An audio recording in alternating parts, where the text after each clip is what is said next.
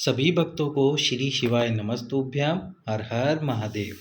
कथा में आए हुए पत्रों जिनके बारे में गुरुजी पढ़कर सुनाते हैं, संतान प्राप्ति वाले पत्र, जिनमें प्रत्येक महिला ने ये 4 उपाय अवश्य ही किए हैं। तो आप भी ये 4 उपाय कीजिए इस सावन के महीने में और संतान की प्राप्ति कीजिए।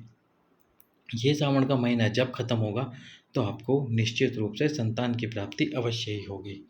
तो ये 4 उपाय कौन कौन से हैं जो गुरुजी ने पत्र में बताए? अधिकतर पत्रों में ये 4 उपाय थे और मेरा ये मानना है कि इन 4 में से 2 उपाय तो आप शायद कर ही रहे होंगे।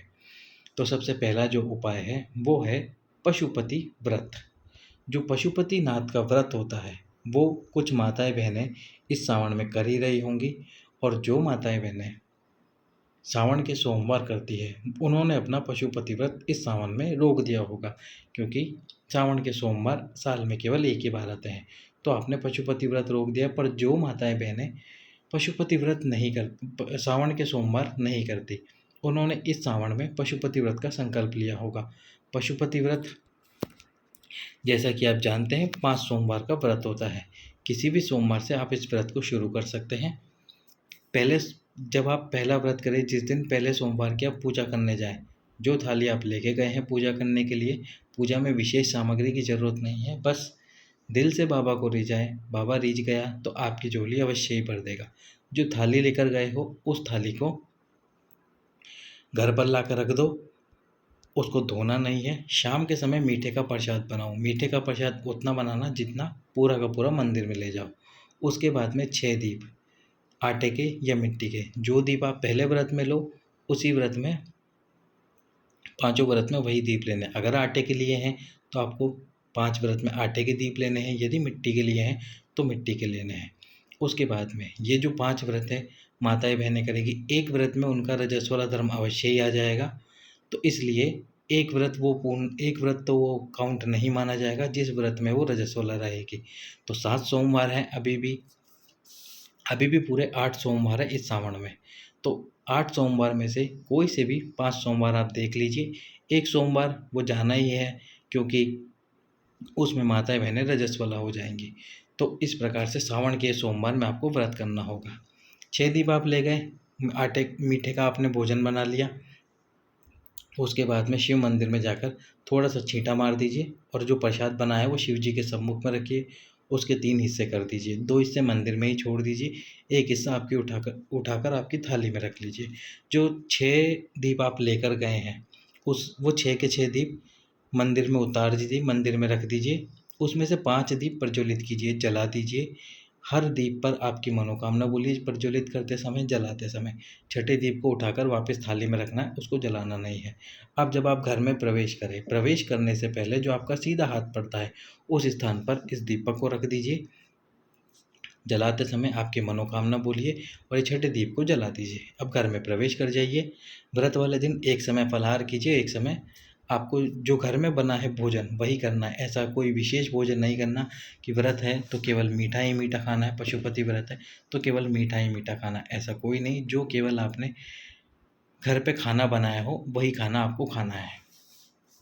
उसके बाद 5 सोमवार के व्रत कीजिए। 5वें सोमवार में 108 कोई सी भी वस्तु समर्पित कर दीजिए।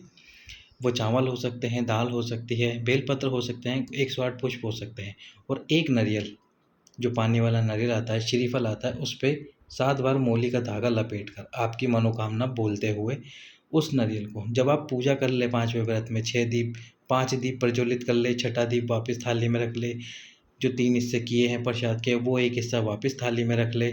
उसके बाद में वो 108 वस्तु एक एक करके समर्पित करना श्री शिवाय नमस्तुभ्यम बोलते हुए, और ये नारियल पर 7 बार मूली का धागा लपेट कर 11 रुपये दक्षिणा रखकर शिवलिंग को स्पर्श कराकर वहीं पे शिवलिंग के पास में रख देना। इस प्रकार पशुपति व्रत पूर्ण हो जाएगा। अब इसी पशुपति व्रत में आप 3 उपाय और शामिल कर सकते हैं, जैसे कि आप एक बार रजस्वला तो अवश्य ही होंगी पशुपति व्रत में। तो आपको क्या करना है, उस रजस्वला धर्म के 7वें दिन सफ़ेद आंकड़े की जड़, जो सफ़ेद आंकड़े की जड़ आती है, उस सफ़ेद आंकड़े की जड़ को लेकर आना है। यदि आपके पति आपके साथ जाए तो अच्छी बात है, नहीं जाए तो आप स्वयं ही लेकर आ सकती हैं। हाँ, जड़ बाहर निकालने के लिए ज़मीन से थोड़ी मेहनत की ज़रूरत पड़ेगी। उसके लिए आप आपके भाई को भी लेके जा सकते हैं या किसी दोस्त या किसी ऐसे व्यक्ति को जो आपकी जड़ निकालने में सहायता कर सके। उस जड़ को घर लेकर आइए, अच्छे से पानी से धो लीजिए। उसके बाद 7वें दिन शिव मंदिर में जाइए। तुमरुका जी का नाम लेते हुए 21 बार उस जड़ को शिवलिंग पे से घुमा लीजिए। तुमरुका जी का नाम 21 बार लीजिए और शिवलिंग पे से घुमा लीजिए। घुमाने के बाद में अपनी झोली पसार कर प्रणाम कीजिए, आपका नाम बोलिए, आपके पति का नाम बोलिए, गोत्र भी बोल दीजिए। आपके ससुराल का गोत्र याद ना हो तो कोई बात नहीं, केवल नाम और पति का नाम बोल दीजिए। जड़ को लाल कपड़े में लपेटकर लाल धागे में बांधकर आपकी कमर में बांध लीजिए शिवलिंग के सम्मुख में खड़े होकर। उसके बाद में आपको क्या करना है, एक पीपल का पत्ता भगवान अवधूतेश्वर महादेव के नाम लेकर शिवलिंग पे समर्पित करना है। प्रतिदिन एक नया पत्ता समर्पित करना है आपको। ऐसा नहीं एक ही पत्ता डेली समर्पित करना है। एक पत्ता तोड़िए प्रतिदिन, यदि टूटा हुआ आपको मिल जाए, पत्ता सही हो, एकदम सूखा हुआ ना हो, तो आप उसको भी शिवलिंग पे समर्पित कर सकते हैं। अवधूतेश्वर महादेव का नाम लेके समर्पित कीजिए। उसके बाद में आपको अवधूतेश्वर महादेव का नाम लेकर समर्पित करना है। पत्ते को लेकर आइए, गाय के दूध में उबाल लीजिए। पति और पत्नी रात को सोते समय उस दूध को पी लीजिए, तुमरुका जी का नाम स्मरण करते हुए। पत्ते को निकाल कर किसी वृक्ष के नीचे रख दीजिए। तो इस प्रकार से ये उपाय कीजिए। ये पत्ते वाला उपाय आपको 1 महीने तक करना है। उसके बाद में अब जो 2 उपाय और है, तो उसमें से एक उपाय है, जैसे आप पशुपति व्रत कर रहे हैं तो प्रतिदिन जिस दिन आपका व्रत हो बस उस दिन ना करना, प्रतिदिन 1 कलश जल आप भगवान शंकर को समर्पित करें। जो जल शिवलिंग से बहकर नीचे गिरता है उस जल को पिए, यानी कि उस जल का आचमन करें। थोड़ा सा जल मंदिर में ही पी लें और थोड़ा सा जल आपके कलश में बचा के लाएं। उसको अपने घर पे छींटने के बाद में थोड़ा सा जल अपने घर पर आकर भी पिए। बाबा से प्रार्थना करें जल पीते समय कि बाबा जो भी दुख तकलीफ हो शरीर की उसको दूर करना और मुझे गर्भवती अवश्य ही करना, मेरी मनोकामना अवश्य ही पूर्ण करना। साथ में एक बेलपत्र अवश्य चढ़ाइए। उस बेलपत्र को चढ़ाने के बाद में कुंदकेश्वर महादेव का नाम लेकर उस बेलपत्र को खा लीजिए। ये था चौथा और अंतिम उपाय। अब आपको व्रत वाले दिन क्या करना होगा। यदि व्रत वाले दिन भी आप चाहते हैं कि बेलपत्र खाएं और पानी पिएं, तो जब शाम को आप पूजा करने जाएं, या तो सुबह कर लेना या शाम को कर लेना। पूजा के समय पर ही एक बेलपत्र चढ़ा के आपके पास में रख लेना शिवलिंग पे से उठा के। और जो जल आप चढ़ाएंगे शाम को तो आपको छींटा ही मारना है। सुबह जो जल आप चढ़ाएंगे उसमें से थोड़ा सा जल जो बचे शिवलिंग से नीचे गिरे उसको कलश में रख लेना।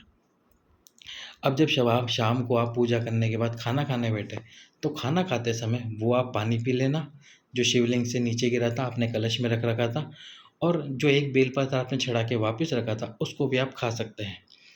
यदि ये करने में दिक्कत हो तो ये मत कीजिएगा। बस व्रत वाले दिन बेलपत्र मत खाइएगा, बाकी आप जल का आचमन अवश्य कर लेना।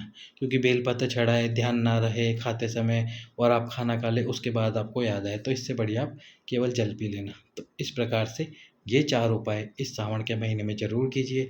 बाबा आपकी कामना अवश्य ही पूर्ण करेगा और सावन खत्म होने तक आपको संतान की प्राप्ति और गर्भवती अवश्य ही होंगी।